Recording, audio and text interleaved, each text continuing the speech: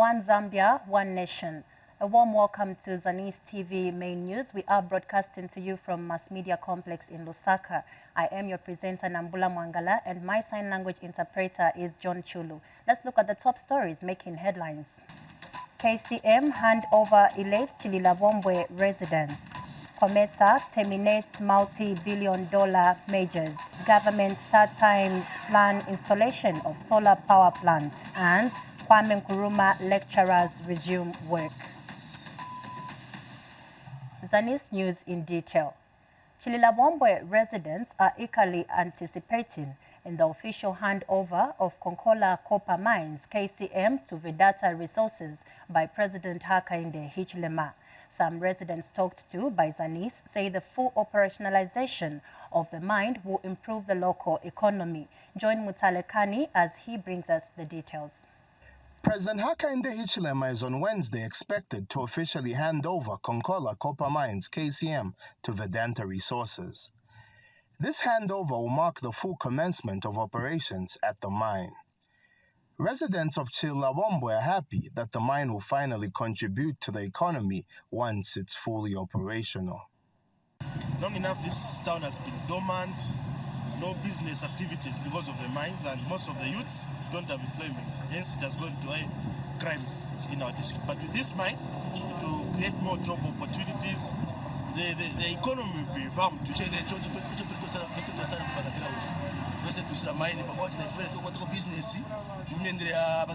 transportation is to mabasi station.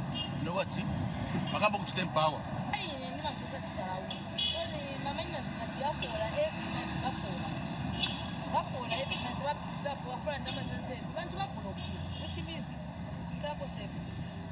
The Chililavombwe District Commissioner is pleased that the mine will contribute to employment creation for the local people. We want to thank His Excellency, the President of the Republic of Zambia, who said he cannot mine in courts.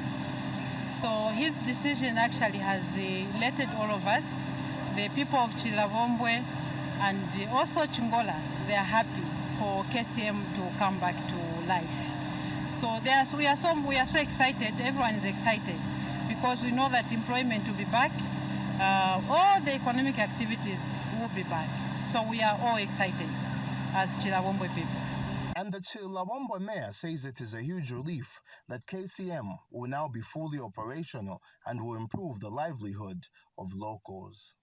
It will boost the local economy because there will be now a lot of liquidity in our district. We expect more direct employees to be attached to this mine.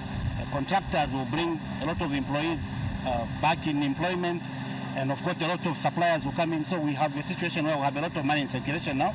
This will address the issue of unemployment levels, which have been very high in our district. With high-grade copper deposits in excess of 2.4%, KCM is one of the largest deposits of high-grade copper in the world and is poised to significantly contribute to the Zambian economy. Mtalekani for Zanis News in Chililavombwe, Copperbelt Province. Meanwhile, the mine workers' unions and suppliers on the Copper Belt have welcomed the handover of Konkola Copper Mines KCM to Vedanta Resources scheduled for tomorrow. Here are the details. After protracted negotiations between government and Vedanta Resources over the ownership of Konkola Copper Mines, a deal has finally been struck, and the mine will tomorrow be officially handed over to Vedanta Resources. President Hakainde Hichilema is expected to hand over the mine for full operations to commence. The development has cheered the mine workers' unions, mine suppliers, and the Copper Belt community at large. The mine unions are happy that thousands of jobs that were at risk have been saved. To the relaunch of Konkola Copper Mines by His Excellency President Hakainde Hichilema, that it is exciting for the workers who were hopeless on the ongoing concern of KCM because of the wrangles between ZCCM and the Venata. With the now certainty, we are very hopeful that even KCM will get back on track to start producing copper and start creating more jobs. To the mine suppliers, this development means more job opportunities. We are very excited as suppliers and contractors on the copper belt, especially that we are now seeing the reality of KCM being handed over back to Vendetta, where it rightfully belongs. Okay? And there are lessons that we have learned, both suppliers and contractors, government and Vendetta itself. Now, the excitement that suppliers and contractors are having is derived from the fact that we are coming from where we are not sure of being paid our own money, and then we ended up being paid our money. Okay, that we say thank you so much, His Excellency the President, the Minister of Mines, the Council of Ministers, everyone that worked to ensure that the unsecured creditors, the suppliers and contractors, the local vendors, jumped from being unsecured to being secured, and today as we speak, all of them that are owed $1 million and below have been paid. We are now remaining with those that are $1 million and above. And again, we are even saying, Your Excellency, as we unwind all these, those that are owed, for example, $1.1 million, $1.2 million, why should they take a haircut? If the other one got paid $1 million, why should the other one for $1.2 million get a haircut? They should as well be considered and cleared. And the residents in the mine townships expect more in terms of corporate social responsibility, while youths expect creation of jobs as the mine increases its production. As we receive the investors as they come, we would like them to help us in this community as they used to do some time back. Me, I've grown up in the mines. My father was a miner. We used to see these investors coming to clean up. They used to employ even township workers as miners, but they were working in the communities, unblocking the drainages, mending the roads where there are potholes. Handle the mines by the government, the investors, it's really good because it's going to help us as youths with employment, money integration, things like that. So we do appreciate the government for that. The handover of Konkola Copper Mines is expected to boost economic activities on the copper belt and raise the country's copper exports and national forex generation. Liz Ngobeka reporting for Zanis in Kitwe. And Vice President Mutale Nalumango has launched the Early Childhood Education (ECE) in Zambia report developed by the Ministry of Education in partnership with the Roger Federal Foundation and DNA Economics. Mrs. Nalumango says the current challenges facing the education system in the country are complex and multifaceted that require concerted efforts and collaboration across all sectors from ECE to tertiary education. The Vice President said this in a speech read on her behalf by Minister of Education Douglas Siakalima in Lusaka. Muna Chivende has more in the following reports. Ministry of Education, in partnership with the Roger Federal Foundation, has launched the Early Childhood Education in Zambia report. The report aims at assessing the costs and benefits associated with the implementation of comprehensive universal early childhood education (ECE) services for children aged 3 to 6 years in Zambia. Vice President Mutale Nalumango was represented by the Minister of Education at the ceremony. The current challenges confronting our education system are complex and multifaceted, requiring concerted efforts and collaboration across all sectors, from early childhood education to tertiary education. We face issues that demand the combined resources and expertise of government bodies, private sector, non-governmental organizations, and international development agencies.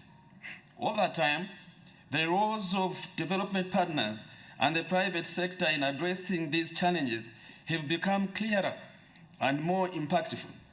This report on the cost of inaction in early childhood education services as a powerful reminder that it is essential to create well-structured, sustainable partnerships for the future. Together, government, private entities, and philanthropic sectors can effectively tackle these pressing issues. And Ministry of Education Permanent Secretary highlighted the importance of the report. This report will be a yardstick for supporting foundational learning with our president, His Excellency Dr. Hakainde Hichilema, who is the champion of foundational learning in Africa. Zambia is to achieve the desired human capital needed to support its own development. The investment in foundational learning, especially ECE, cannot be overemphasized. This report, as already highlighted this morning, did point to some of the key issues, which are the free educational policy from ECE, which have opened opportunities for learners to access ECE services. However, this policy should be accompanied by a significant increase in the budget allocation to ECE.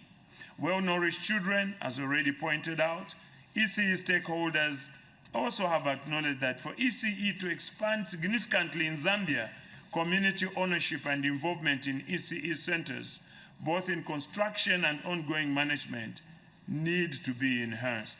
Meanwhile, Chief Executive Officer for Roger Federal Foundation pointed out the benefits of investing in early childhood education.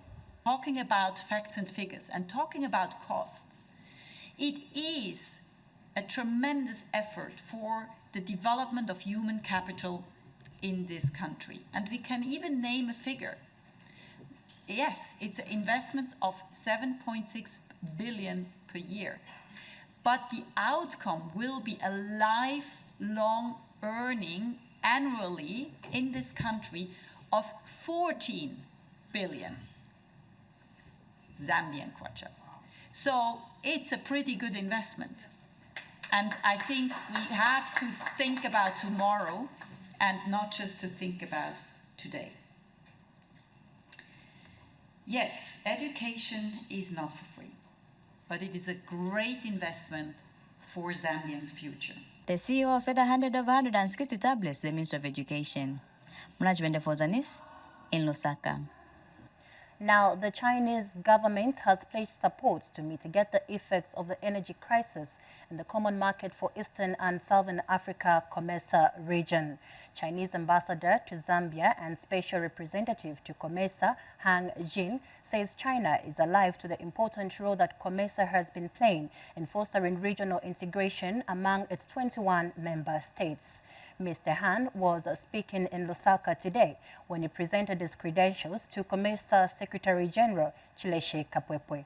He said with the continued good working relationship existing between China and COMESA, his government is willing to provide more training and capacity building to member states in the energy transition to embrace clean energy. And COMESA Secretary General Chileshe Kapwepwe said China has remained one of the major sources of imports for the bloc. Ms. Kapwepwe also called on China to help the bloc in unlocking opportunities that exist in renewable energy, climate change mitigation, infrastructure, and sustainable development that align with COMESA's priorities and objectives. Thank you very much.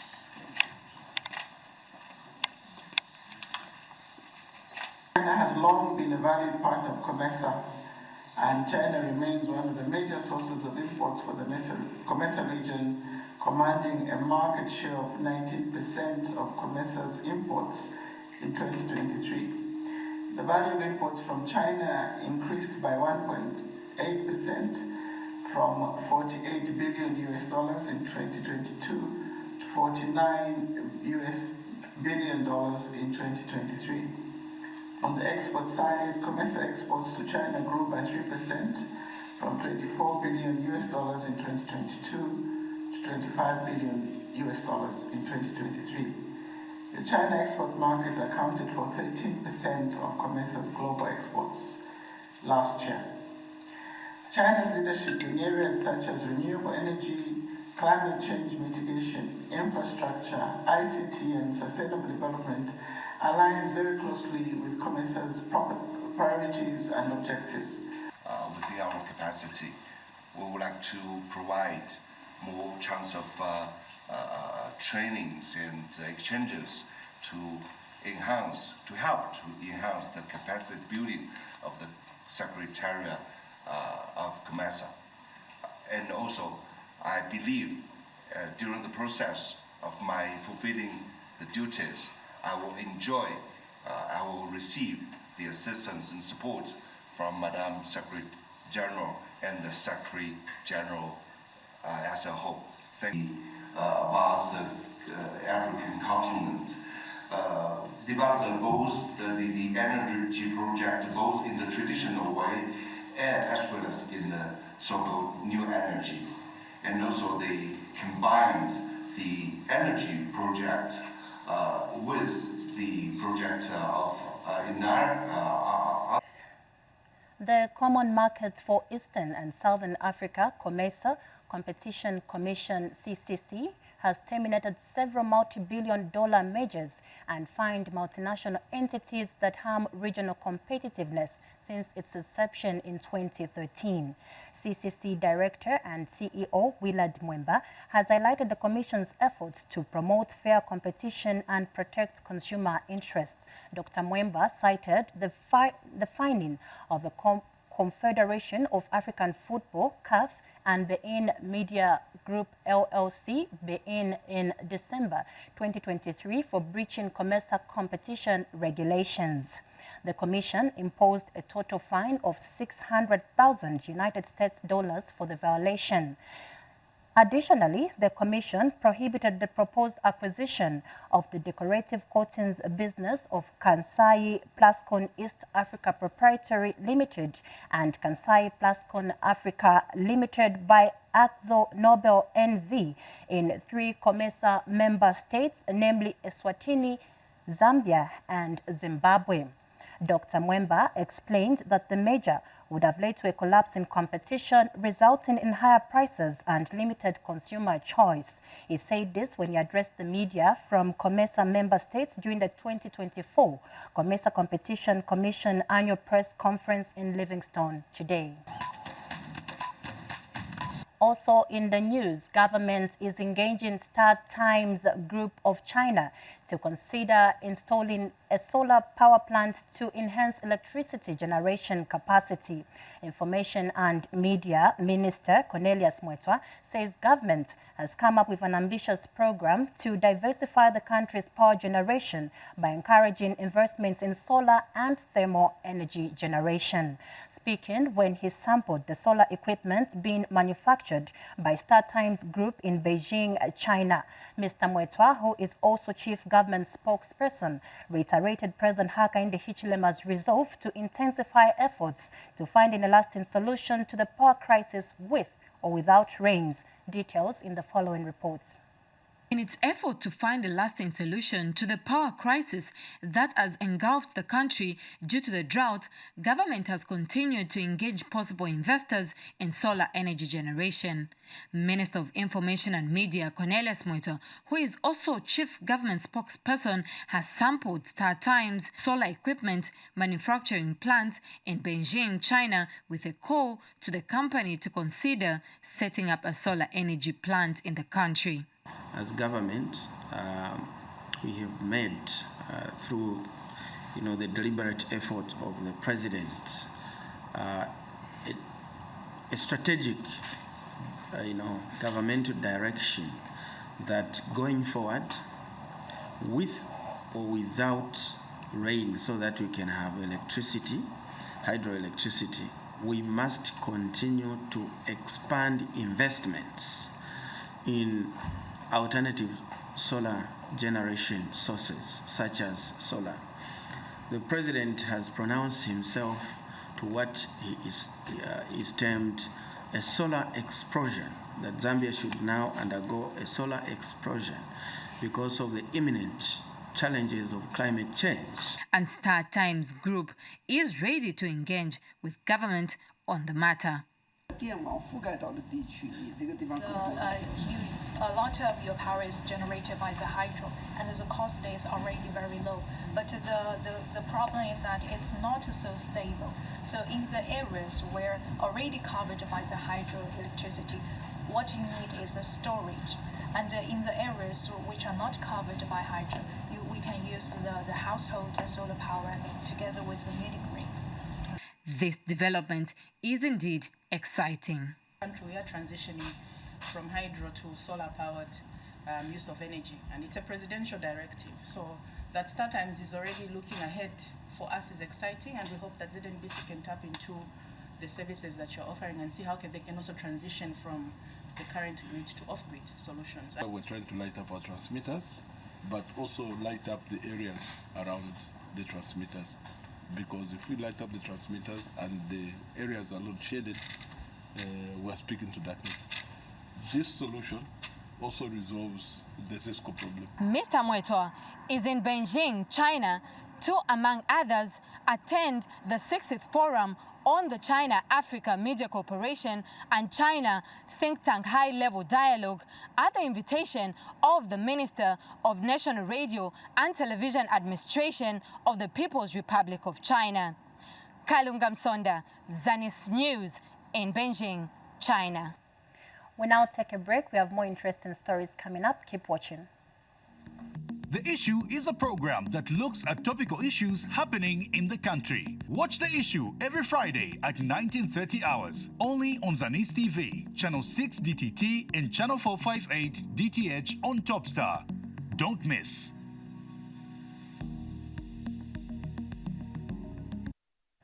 Welcome back. Kwame Nkrumah lecturers have stopped their sitting-in protest that commenced on Friday, August 16th, 2024. Kwame Nkrumah University Academic Staff Vice President Isaac Lubanze said the union has decided to end the protest in order to help the distance students that are camped in the residential. Details in the following reports. Still in Central Province, Provincial Minister Mumbwa Nkulukusa says government will transfer police officers to work at the Nampundwe police post, which has been non-operational. Mr. Nkulukusa noted that failure to operationalize the police post leaves the infrastructure built using the 2022 Constituency Development Fund CDF at risk of vandalism. Lupekile Nkunika has more details in the following. 22,000 out of the 80,000 population of Shibuyunji district lives in Nampundwe. Cases of crime are high in the area, with stock theft and the notorious junkies attacking unsuspecting residents. Government built this police post from the 2022 Constituency Development Fund to address this problem. Central Province Minister Mumbwa Nkulukusa has inspected the police post, which has not yet been operationalized, despite the completion of its construction works last year. Mwembeshi Member of Parliament Jamba Machila says the situation leaves the structure at a risk of vandalism. It was initially built, part of the buildings were built in 2013 by the CDF then. They stole the money. They didn't do a good job. So when we came in, after coming in and the coming of the UPND government, we have tried to renovate it and bring it to standard. As I'm telling you now, it is now ready to be occupied. Shibuyunji Council Chairperson Adrian Mwanakaembe is also concerned. It's just one of these infrastructures, but we needed, like, when we finished, because the cry of the people, it's a project which was, people said we wanted this. After we have put up, and now people are seeing that there's no, even the little police which we have police, yes, but the busiest place is here. Mr. Nkulukusa has made an assurance that government will send officers to start operations at the police posts. I assure you, something will be done, because like you have rightly put it, leaving it unoccupied will be vandalized. It's just a matter of transferring some officers within the province and bringing a few here. We can start with a few, and thereafter, once the recruitments are coming in, more will be referred to this place. Lupekile Nkunika for Zanis in Shibuyunji. Thank you for watching. Transparency International Zambia, TIZ, has called on young people to take a keen interest in the fight against corruption in the country. TIZ Citizens Engagement Officer Patrick Walia said this after conducting a one-day orientation program for youth groups in Kasama. Mr. Walia says young people are the most affected in society, hence the need for them to actively fight the vice. Patrick Kabwe covered the orientation meeting and now reports. Youths play a significant role in the governance system of the country. It is for this reason that the Transparency International Zambia, TIZ, is challenging young people to participate in the fight against corruption. TIZ has since held an orientation training in Kasama to equip youths with knowledge on how they can identify and report corruption in their localities. We believe that youth must be involved in the fight against corruption because it affects them. Resultantly, they are the ones to be affected by the decisions that are being made today. And it is important that they are part and parcel of the fight against corruption in terms of identifying the things that are happening around them. We believe that they witness a lot of corruption, they witness a lot of incidences, and it's important that we give them the capacity to report and to do something about it. And the participants described the training as an eye-opener. Today's training is very important for us young people because we are looking at how we can identify corruption and how we can report corruption when it comes to service delivery, especially in the public and private sector. This program also has just been a reminder for me that fighting corruption is not only the government's duty or just a duty bearers and stuff. It's everyone's duty, starting from our households, coming to our institutions and the government and stuff. We need to work together. The one-day orientation program attracted over 25 people, drawn from various youth groups in Kasama. Reporting for Zanis, I am Patrick Kabwe in Kasama. We now take a break. More stories due to come. Woman Thou Art is a program that offers counsel to the female folk, sharing real-life experiences and providing guidance to the women and young girls on necessary steps and conducts that will help shape and nurture a sober society. Watch Woman Thou Art on Zanis TV every Wednesday at 18:30 hours on the Topster channel, channel 6 DTT, and channel 458 DTH.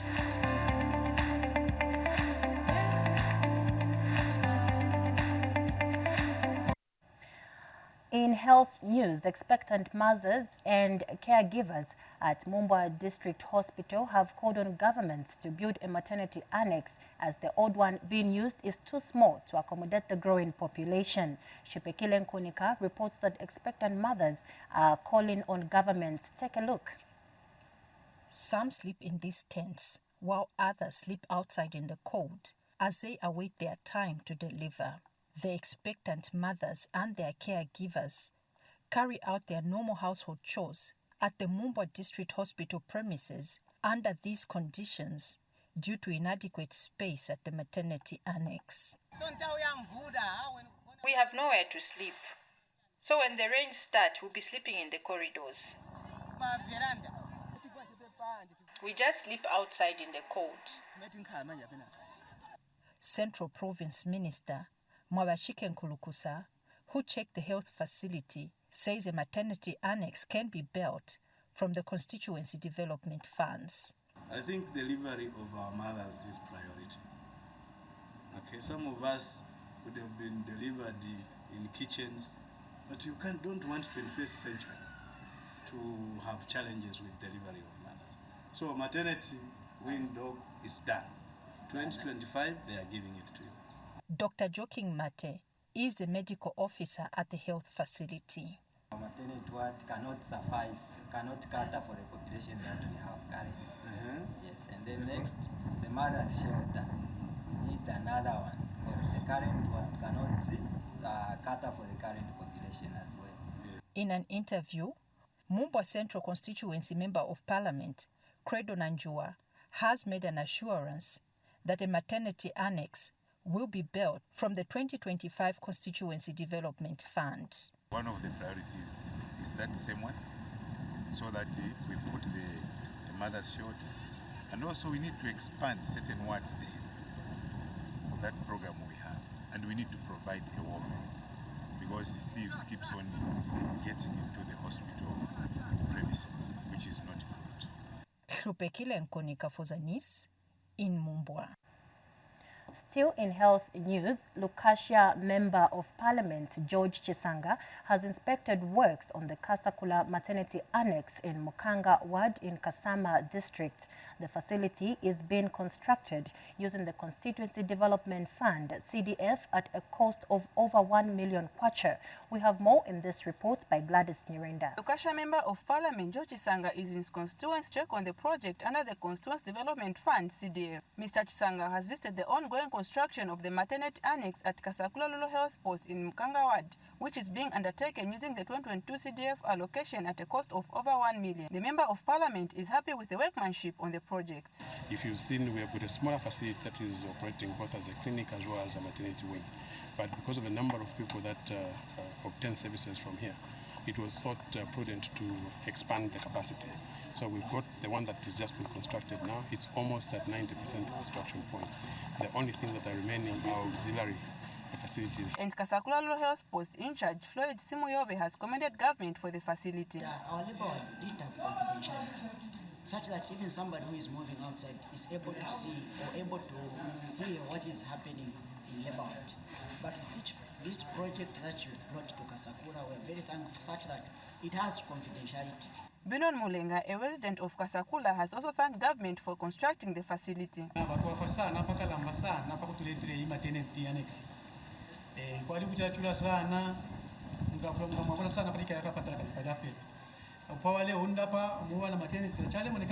Zanis in Kasama, I'm Gladys Nyirenda.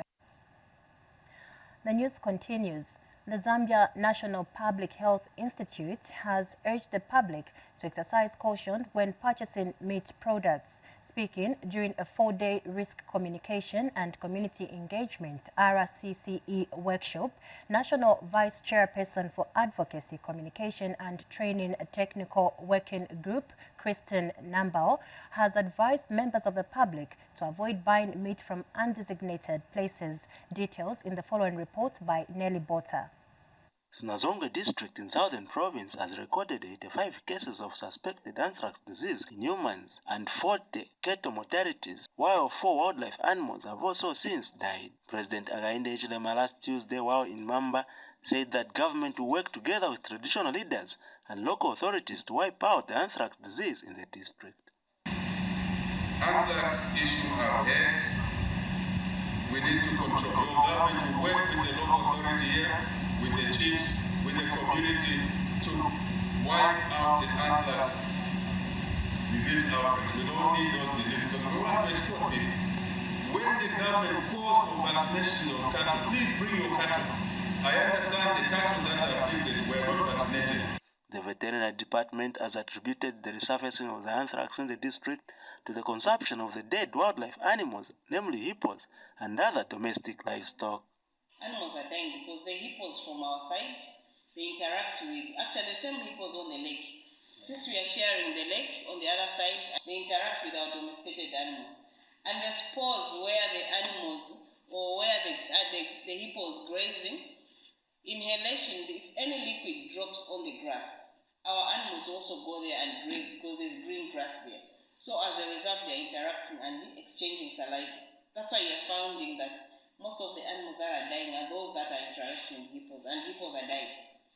Meanwhile, the Advocacy, Communication and Technical Working Group under the One Health has already started sensitizing communities on the dangers of anthrax.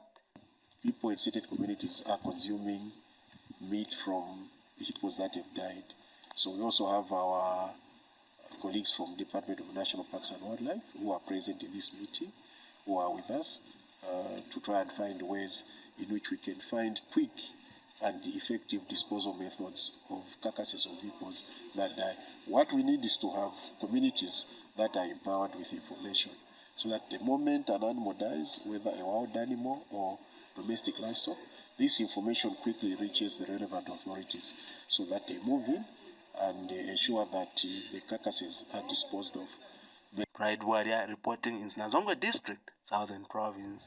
Lastly, in the news, the Chewa Royal Establishment has banned any form of political party regalia at this year's Kulamba traditional ceremonies scheduled for Saturday, August 24th, 2024 at Mukaika in Kateta District of Eastern Province. Kolamba traditional ceremony organizing chairperson Chief Mbangombe has told Zanis that the establishment will not encourage people at the ceremony to dress in political attire. Chief Mbangombe explained that the chairs have specific custom and attire that reflect cultural heritage. The traditional leader also noted that Kolamba ceremony is usually held on the last Saturday of August every year, noting that this year it has been rescheduled to August 24th due to the 3 invited presidents from Malawi, Mozambique, and Zambia. That's all we had for you on this bulletin. Before we say goodbye, let's have a recap of the top stories once again. KCM handover elates Chililabombwe residents. COMESA terminates multi-billion-dollar measures. Government start times plan installation of solar power plants. And Kwame Nkrumah lecturers resume work. Thank you so much for watching. On behalf of my sign language interpreter, John Chulu, and the entire news production crew, my name is Nambula Mwangala. Thank you.